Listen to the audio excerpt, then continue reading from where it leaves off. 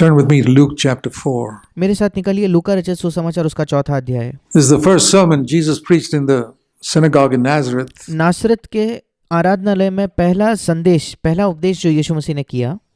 It says in Luke 4:16, लूका 4:16 में लिखा है, he came to Nazareth and he entered the synagogue. फिर वो नासरत में आया और वो अपने रीति के अनुसार सब्त के दिन आराधनालय में गया। And the book of the prophet Isaiah was handed to him. 17 वचन यशायाह भविष्यद्वक्ता की पुस्तक उसे दी It गई। was the sovereignty of God that they gave the book of Isaiah to him. You know, they used to have it in scrolls, the different books of the Bible. ये परमेश्वर की सर्वसत्ता थी कि उस दिन यीशु को यशायाह नबी की पुस्तक ही दी गई और उस समय वो एक स्क्रोल में एक किताब की तरह नहीं बल्कि एक मोहर की तरह वो होता था। They didn't have a big thick Bible those days. उन दिनों में उनके पास ऐसी बड़ी सी बाइबल नहीं होती थी। So the scroll of Isaiah was given to him, and Jesus searched in that scroll to what we know today as chapter 61. और उस समय यीशु ने ढूंढा और उस जगह को निकाला जिसको आज हम यशायाह 61 कहते हैं। And read, he found this place. और उसने उस पुस्तक में से उसको खोजकर ये पढ़ने लगा। The Spirit of the Lord is upon me. 18 वचन, प्रभु का आत्मा मुझ पर है। Luke 4:18. Luka 4:18। Because he's anointed me to preach the gospel to the poor. इसलिए कि उसने कंगालों को सुसमाचार सुनाने के लिए मेरा अभिषेक किया है। He has sent me to proclaim release to the captives मुझे इसलिए भेजा है कि बंदियों को मैं छुटकारे को सुसमाचार प्रचार and करूं recovery of sight to the blind, और अंधों को दृष्टि पाने का, to set free those who are oppressed, कुचले हुओं को मैं छुड़ाऊं to proclaim the favorable year of the Lord. और प्रभु के प्रसन्न रहने के वर्ष का प्रचार करूं। And he stopped. और वो वहीं रुक गया And he closed the book. और उसने उस पुस्तक को बंद कर दिया। But that was not the end of that verse. पर उस वचन का अंत वहां नहीं होता। He stopped in the middle of a verse and closed the book. यीशु मसीह उस वचन के बीचों बीच रुक गया और उसने पुस्तक को बंद कर दिया। Have you noticed that? क्या आपने ये देखा है कभी? Let me give you a little suggestion in Bible study. Bible अध्ययन के विषय में मैं आपको एक सलाह देना चाहता हूँ। It's helped me a lot. एक सुझाव देता हूँ जिसने मेरी बहुत सहायता की है।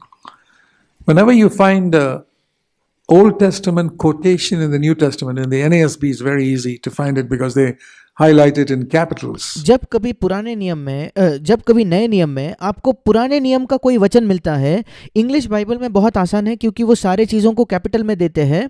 और जब कभी आपको नए नियम में पुराने नियम का कोई वचन मिल जाए तो go back to the Old Testament and look for that verse. पुराने नियम में जाकर वो वचन को वापस पढ़े, You'll learn something. आप वहां से कुछ सीखोगे। So this quotation is from Isaiah 61. और यीशु ने जो पढ़ा वो यशायाह के 61 अध्याय से था। So when I compare Isaiah 61, this quotation, जब मैं यशायाह 61 को पढ़कर इसकी तुलना लूका 4 से करता हूँ and see why Jesus closed the book in the middle of a verse, और मैं देखता हूँ कि क्यों यीशु मसीह ने वो पुस्तक एक वचन के बीचों बीच बंद कर दी। did not complete the verse, I learned something. उसने उस वचन को पूरा नहीं किया, वहां से मैं कुछ सीखता हूँ। It says he read half that verse to proclaim the favor of the Lord and then stopped. वहां लिखा है कि उसने परमेश्वर का जो प्रभु के प्रसन्न रहने का वर्ष का प्रचार करूं, वही वो रुक गया। The book. उस पुस्तक को उसने बंद कर दिया। But when you go to Isaiah 61, it says here, पर जब आप यशायाह 61 निकालो, वहां ये लिखा है in verse 2, दूसरा वचन, to proclaim the favorable year of the Lord and the day of vengeance of our God. यहोवा के प्रसन्न रहने के वर्ष का और हमारे परमेश्वर का पलटा लेने या बदला लेने के दिन का प्रचार करो। He left that out. उसने वो छोड़ दिया। He stopped. वो वहीं रुक गया। So when I saw that, जब मैंने ये देखा, it's mercy and judgment in verse 2, Isaiah 61:2. यशायाह 61:2 में परमेश्वर का न्याय और परमेश्वर की दया हम देख पाते हैं। The year of mercy and the day of judgment. एक वर्ष, दया का वर्ष या प्रसन्न रहने का वर्ष और न्याय का दिन। What do you get from that? उससे आपको क्या मिलता है? Let me paraphrase it for you. मैं आपको अपने शब्दों में ये वचन पढ़कर बताना चाहता हूँ। To proclaim, Isaiah 61:2, 365 days of mercy. यशायाह 61:2 में अपने शब्दों में पढ़कर बताता हूँ कि यहोवा के प्रसन्न रहने का वर्ष का प्रचार करूँ या यहोवा के प्रसन्न रहने के 365 दिनों का मैं प्रचार करूँ। And favor और उसके प्रसन्न रहने का, उसके दया का 365 दिन, and 1 day of judgment. और उसके न्याय का केवल एक दिन। Am I right? क्या मैं सही हूं? What I learned from that, this is the advantage of meditating on scripture. इससे मैं ये सीखता हूं, और यही फायदा है अगर हम परमेश्वर के वचन पर मनन करें तो। You must be 365 times more merciful to others than you are strict. आप जितना लोगों से सख्त या कठोर रहते हो, उसके 365 गुना ज्यादा आपको लोगों पर दया करनी है। Towards your wife, अपने पत्नी के प्रति, towards your husband, अपने पति के प्रति, towards your children. अपने बच्चों के प्रति। If you're shown strictness somewhere, अगर आपने कहीं सख्ती दिखाई है, कठोरता दिखाई है, तो be sure to continue with 365 times mercy तो फिर 365 गुना ज्यादा आप दया दिखाइए towards them. उनके प्रति। This is what we can gain by meditating on scripture and not rushing through when we read scripture. जब हम बाइबल पढ़ते हैं, अगर हम परमेश्वर के वचन पर मनन करें और जल्दबाजी करके आगे ना बढ़ जाए, तो हमें ये सब चीजें प्राप्त होंगी। Now turn with me to James in chapter 2. अब मेरे साथ निकालिए याकूब की पुस्तक और उसका 2 अध्याय। So I learned something from that, और यहाँ से मैं कुछ सीखता हूँ, that if I'm strict, and I am strict, अगर मैं सख्त हूँ, अगर मैं किसी चीज़ के विषय में कठोर हूँ तो, और हाँ, मैं कई मामलों में बहुत ज़्यादा सख्त हूँ कुछ चीज़ों पर। I've been strict with my children, मैं अपने बच्चों के साथ बड़ा सख्त रहा, बहुत कठोर रहा, I've been strict with the churches, और मैं कलीसियाओं के साथ भी बहुत ज़्यादा कठोर रहा हूँ या सख्त रहा हूँ, I've been strict with, and I've tried to be strict with myself. और मैं अपने आप के साथ भी बड़ा सख्त होने की मैंने कोशिश की है। But I need 365 times mercy along with that, not to eliminate the strictness, पर उसके साथ साथ, सख्त होने के साथ साथ, मुझे 365 गुना दया की जरूरत है। ये नहीं कि मैं सख्त होना छोड़ दूं, नहीं no. नहीं, बिल्कुल नहीं। Strictness must be there. सख्त होना ये होना ही चाहिए। There is grace and truth. अनुग्रह और सत्य दोनों चीजें हैं, There's a balance in it. वहाँ एक उन दोनों के बीच में एक समानता है।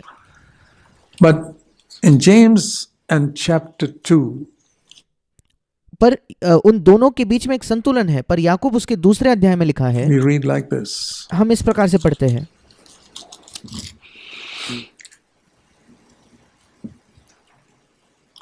Verse 13. 13वां वचन, Judgment will be merciless to the one who has shown no mercy. क्योंकि जिसने दया नहीं की उसका न्याय बिना दया के होगा। He's talking about the final day of judgment. यहाँ न्याय के अंतिम दिन के विषय में लिखा है। Boy, do we need mercy on that day. और उस दिन हमें कितनी ज्यादा दया की आवश्यकता The होगी Lord. प्रभु से। And there's a way to get it. और वो दया, प्रभु की दया प्राप्त करने का एक तरीका है। All those who want mercy from the Lord in the final day of judgment, here's the way to get it. अंतिम दिन में प्रभु से दया जो भी चाहता है, ये तरीका है वो दया प्राप्त करने का।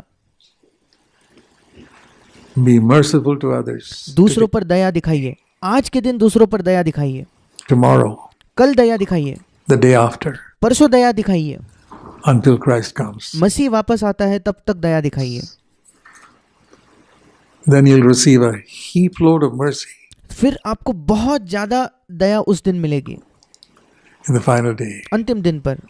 But those who've been critical, पर जो लोग निरंतर दूसरों की आलोचना करते थे, inwardly judgmental, अपने अंदरूनी तौर पर वो दूसरों का न्याय करते थे critical, और बहुत ज्यादा किसी की टीका, किसी पर आलोचना करते थे, finding fault with your husband, wife, अपने पति के अंदर कोई गलती ढूंढते थे, neighbor, पड़ोसी की brother in गलती, the church, भाई, कलीसिया के भाई की गलती, the elders, या प्राचीनों की गलती।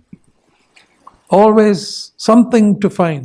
हर समय कोई ना कोई गलती ढूंढना, You are the perfect person, obviously. क्योंकि आप तो सिद्ध व्यक्ति हो।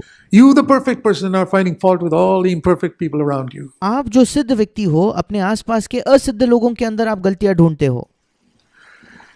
I would not like to be anywhere near you when God judges you. फिर जब परमेश्वर आपका न्याय करेगा तो मैं आपके नजदीक भी नहीं होना चाहूंगा, It'll be severe. I would not like to see it. क्योंकि परमेश्वर का न्याय बहुत ज्यादा कठोर होगा और मैं वो देखना भी नहीं चाहूंगा। I tell you honestly, I would not like to be anywhere near you. मैं आपको बिल्कुल ईमानदारी से कहता हूं कि मैं आपके उस दिन नजदीक भी नहीं रहना चाहूंगा। If you're like that in the day of judgment, अगर आप आज ऐसे हो तो न्याय के दिन मैं आपके नजदीक नहीं आना चाहूंगा। judgment will be merciless. Imagine God Almighty, who's so merciful, being merciless. क्योंकि यहाँ लिखा है जिसने दया नहीं की उसका न्याय बिना दया के होगा, और इंग्लिश में और कठोर शब्द इस्तेमाल किया है कि कोई भी दया नहीं होगी। सोच कर देखिए, परमेश्वर जो इतना दयावंत है, जो दया का धनी है, वो बिना दया के आपका न्याय करेगा।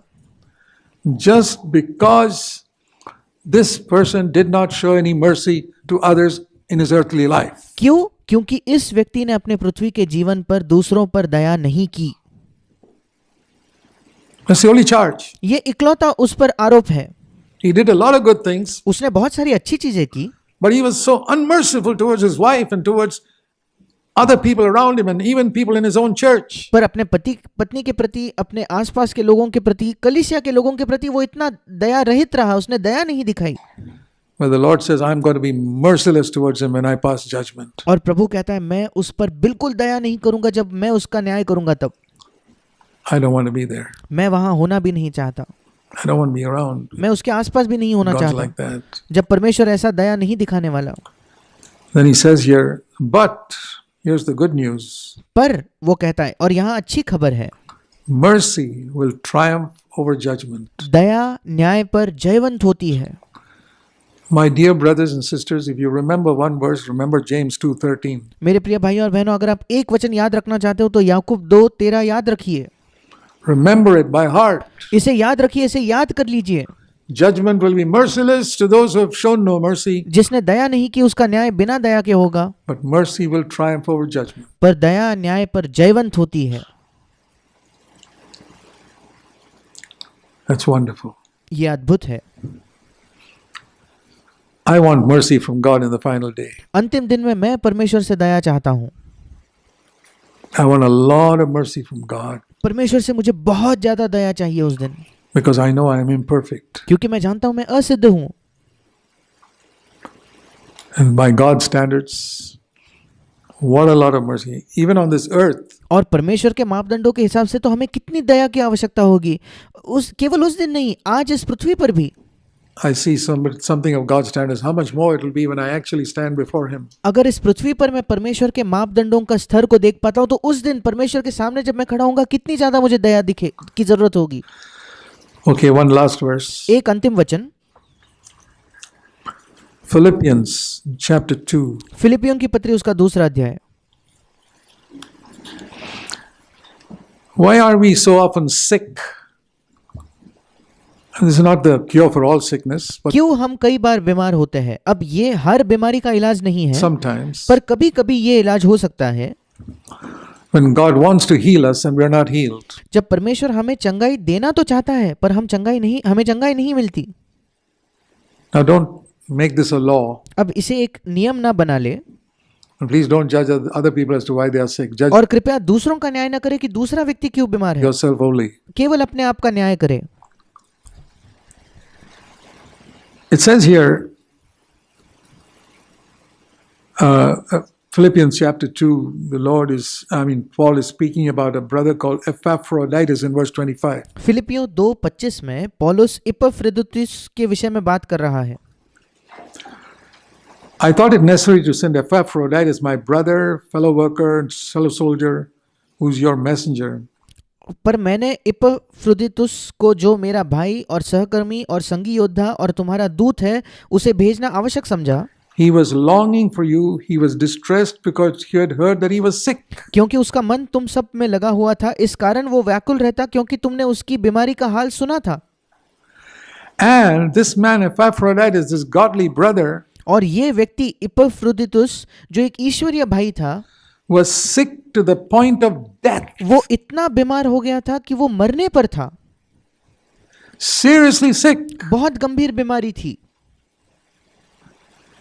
But he was healed. पर वो चंगा हो गया। And you know how that healing is described? और क्या आप जानते हो उस चंगाई का वर्णन पौलुस कैसे करता है? God had mercy on him. परंतु परमेश्वर ने उस पर दया की। Healing from sickness is an act of God's mercy. बीमारी से चंगाई ये परमेश्वर के दया का एक काम है। That's what I learned from that verse. इस वचन से मैं यही सीखता हूँ। And you've already heard how to get God's mercy. और आपने पहले ही सुन लिया है आज की परमेश्वर की दया हम कैसे प्राप्त कर सकते हैं। Perhaps some sicknesses have not been healed in our lives शायद हमारे जीवन के कुछ बीमारियां इसलिए चंगे नहीं हुए because we've been so judgmental. क्योंकि हम इतना ज्यादा दूसरों का न्याय करते हैं।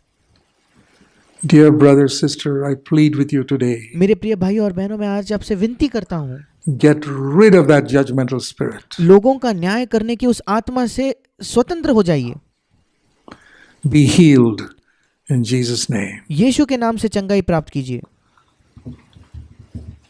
Let's pray. आइए हम प्रार्थना करेंगे।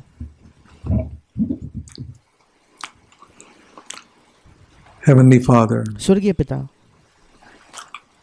please write your words deeply in every one of our hearts, including mine. कृपया आपके वचनों को बड़े गहराई से हम सबके हृदय में लिखिए, मेरे हृदय में भी लिखिए प्रभु। I know that I who have preached this will be judged by a higher standard than those who hear. मैं जानता हूँ कि मैं जिसने इस चीज का प्रचार किया है, जिन लोगों ने सुना है, उनसे ज्यादा ऊंचे स्तर पर मेरा न्याय होगा। Help us to walk in lowliness before you. हमारी सहायता कर कि तेरे सामने हम नम्रता में चले, Fearing you, तेरा भय मानते हुए हम चले, refusing in future to judge by what our eyes see or our ears hear. और भविष्य में हम किसी का न्याय करने से बिल्कुल इनकार कर दे, हमारे आंखों के अनुसार जो हम देखते उसके अनुसार या जो हम सुनते उसके अनुसार न्याय करने से हम बिल्कुल इनकार करें। We pray in Jesus' name. यीशु के नाम से हम मांगते हैं। Amen. आमीन।